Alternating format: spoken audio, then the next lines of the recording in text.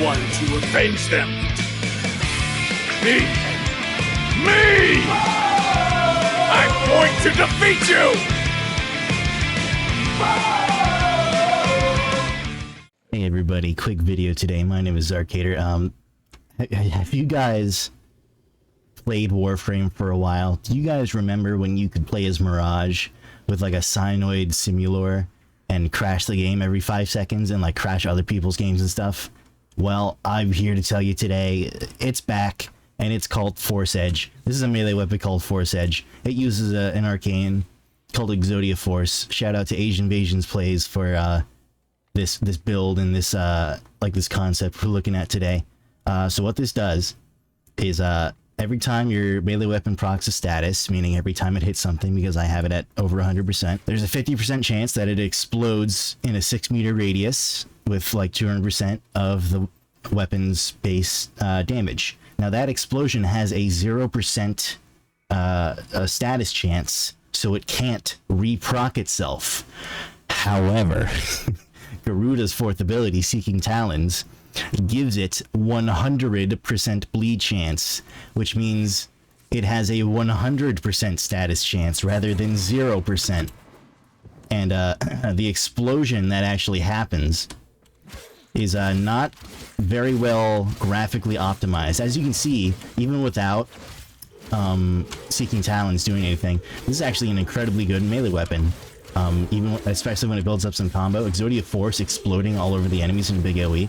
If there's more than one enemy within 6 meters of you, it's actually like a quad damage buff just for having enemies near you at all times, which is great. But if it can reproc itself with Seeking Talons, it can explode like 800 times per frame.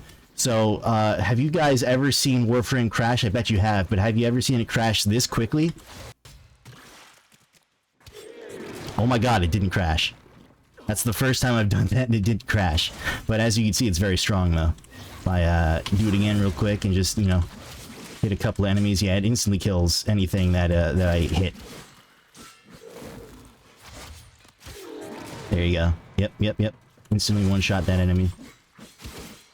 It's actually crazy that it didn't crash there. If you really want to make it crash, though, what you can do is if I equip my Proboscis Ceranos just to group them up a little bit.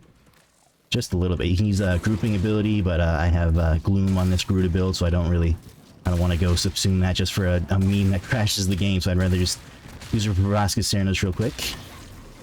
Seeking Talons, and now watch this. I guarantee, holy shit, the game didn't crash. Maybe it's something to do with me recording. I swear to God, the game has crashed like 6 times today every time I tried to do that, and it has not now that I'm recording. So maybe the secret is always record your gameplay for it to not crash.